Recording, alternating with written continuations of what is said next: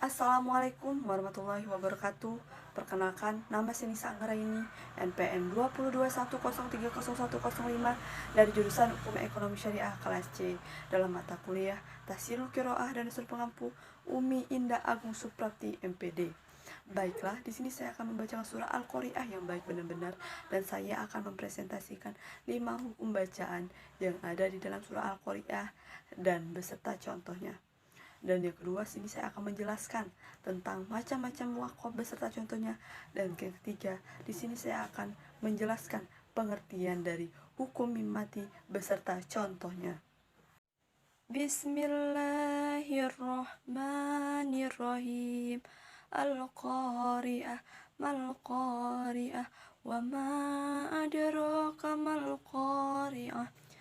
Yauma yakunun nasu kal farasil mabsus wa takunul jibalu kal ihnil manfush fa amma man sakulat mawazinu fa huwa fi 'ishatir radiyah wa amma man khaffat mawazinu fa ummuhu hawiyah wa ma adraka ma hiya narun hamiyah.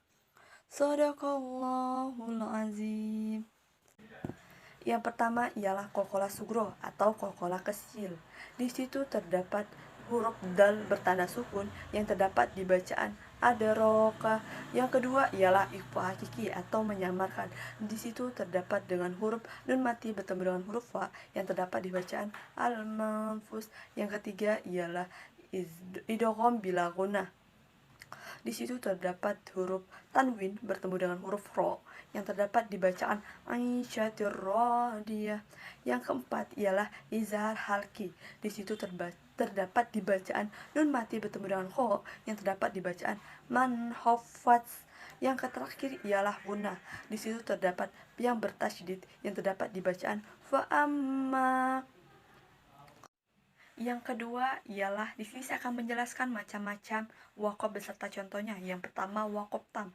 Wakaf tam itu ialah wakaf sempurna. Wakaf tam adalah wakaf pada ayat yang sudah sempurna dan tidak ada hubungannya dengan ayat sesudahnya, baik secara lafaz ataupun arti. Oleh karena itu sebaiknya orang pembaca setelah berhenti langsung memulai dengan ayat berikutnya. Hal ini sering terjadi ketika wakaf ini berada di ujung ayat ataupun wakaf pada akhir sebuah cerita seperti pada ayat berikut ini. Maliki yaumiddin, iyyaka na'budu wa iyyaka nasta'in. Ayat yang pertama merupakan pemujaan terhadap Allah dan ayat yang kedua merupakan ungkapan komunikasi dengan Allah. Yang kedua ialah waqaf qaf atau waqaf yang memadai. Waqaf qaf adalah waqaf pada ayat yang sudah sempurna, namun ayat selanjutnya masih ada hubungan lafaz.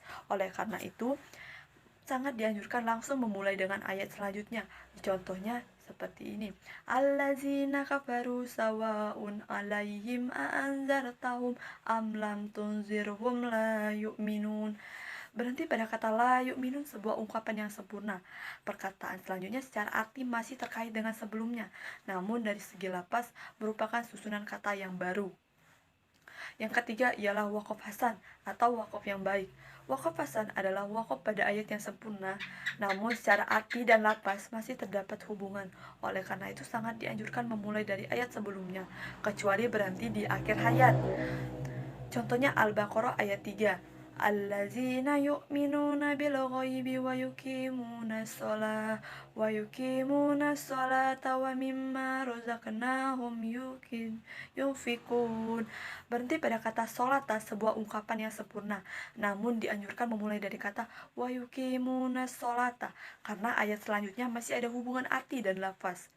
Yang keempat ialah waqaf qabih atau waqaf yang buruk, yaitu waqaf pada ayat yang belum sempurna artinya karena adanya kaitan dengan kata berikutnya, baik secara lafaz maupun arti, sehingga menimbulkan kesan yang tidak bagus ataupun merusak.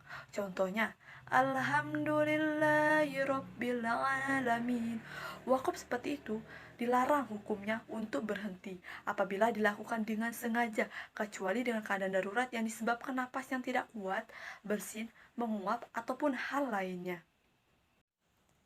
Berikutnya ialah Macam-macam tanda waqaf yang di dalam Al-Quran. Yang pertama ialah waqaf lazim atau mim, atau tanda waqaf mim. Tanda baca mim artinya harus berhenti.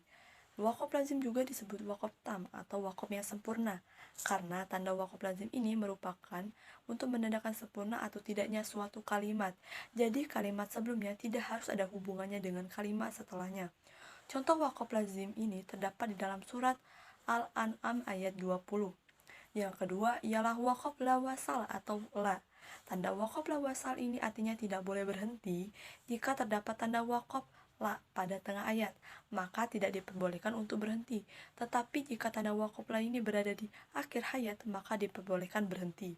Contoh salah satu waqaf la wasal ini terdapat dalam surat An-Nahl ayat 32. Yang ketiga ialah tanda waqaf waslu ula atau stola. Tanda waqaf waslu ula artinya diutamakan untuk melanjutkan. Jika menjumpai tanda waqaf waslu ula, maka kita diperbolehkan untuk berhenti atau melanjutkan, tetapi lebih diutamakan lagi untuk melanjutkan.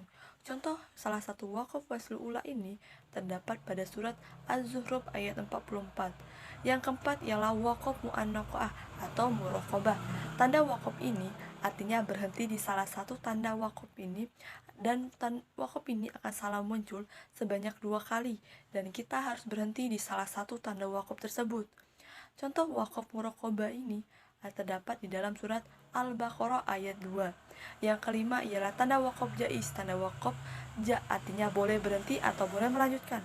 Contoh salah satu waqaf jaiz ini terdapat pada surat Az-Zukhruf ayat 35. Yang keenam ialah waqaf waqfu aula atau qola. Tanda waqaf ini berarti diutamakan berhenti. Apabila pada ayat Al-Quran terdapat tanda waqaf ini, lebih baik diutamakan untuk berhenti pada kata yang terdapat pada tanda tersebut. Contoh salah satu ini ialah Al-Maidah ayat 38. Yang ketujuh ialah tanda waqaf saktah, yaitu berhenti sejenak tanpa bernapas. Apabila terdapat tanda waqaf, maka harus dilakukan, yaitu berhenti sejenak sehingga memutus bacaan, tetapi tidak diperbolehkan bernapas.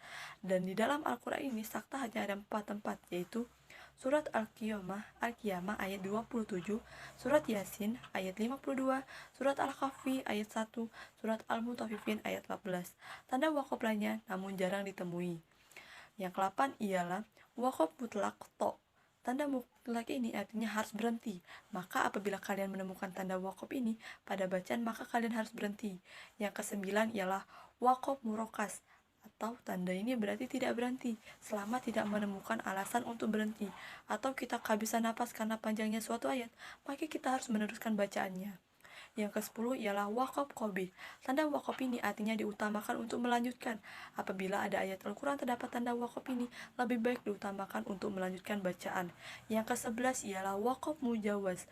Tanda waqaf ini berarti diutamakan untuk melanjutkan. Untuk waqaf ini, maka kalian dianjurkan untuk melanjutkan membaca. Yang ke-12 ialah waqaf kazalik atau kaf. Tanda waqaf ini berarti sama dengan waqaf sebelumnya. Jadi apabila kalian menemukan tanda waqaf ini, maka kalian harus menyamakan dengan tanda-tanda waqaf sebelumnya. Yang ketiga ialah, di sini saya akan menjelaskan pengertian hukum mim mati beserta contohnya. Hukum mim mati adalah salah satu tajwid yang terdapat di dalam Al-Quran. Hukum ini berlaku jika mim mati bertemu dengan huruf-huruf tertentu. Hukum ini terdiri dari 3 jenis, yaitu yang pertama ikhfa syafawi. Ikhfa syafawi adalah apabila mim sukun bertemu dengan huruf ba, dan yang dinamakan dengan syafawi juga karena makhraj mim dari syafah ataupun bibir. Ketika menghadap ba, mim sukun dilafalkan samar menjadi gunnah dan ditahan 2 harokat. Dan gunnah artinya dengung atau suara dari hidung. Adapun contohnya, wa may ya'tasim billah ma lahum bihi min ilmi. Yang kedua, idgham mislain atau idgham mimi. Mislain artinya sejenis ataupun sama, karena idgham mislain adalah mim mati menghadap mim lagi. Cara membacanya adalah mim sukun diidghamkan dan disertai gunnah dan ditahan 2 harokat. Contohnya di bawah ini, wa khalaqlakum ma fil ard alam ad'alahum masa'aufi wa amhum man hawub. Disebut juga idgham mislain shogir karena ada mim yang pertama sukun.